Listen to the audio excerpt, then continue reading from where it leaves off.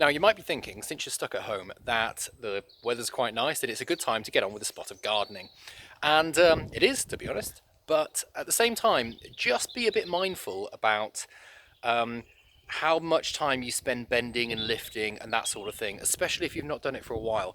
Because gardening is one of the biggest reasons we see people come back to the clinic when we've not seen them for a while.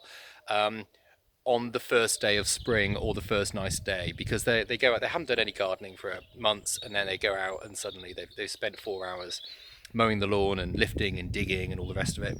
The back's not used to it, and all of a sudden they get back pain again. So just be cautious about that. If you're going to spend some time potting plants, digging, anything where you're going to be bending for long periods, I want to show you a little stretch that I find really helpful.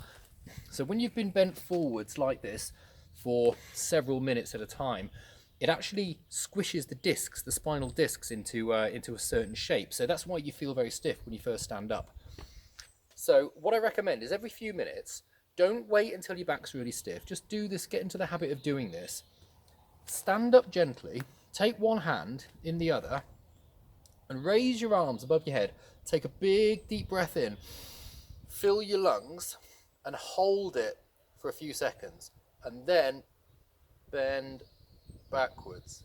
So you're holding your breath, you filled your lungs up, bend backwards, slowly let it go, and let your arms down.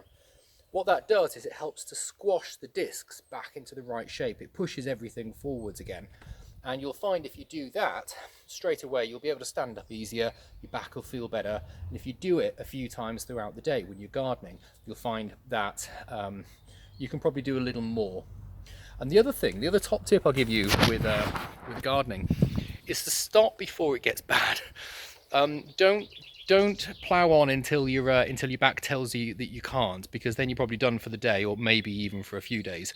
Rather, if you know from experience that you can probably do about 45 minutes in one go, then do half an hour.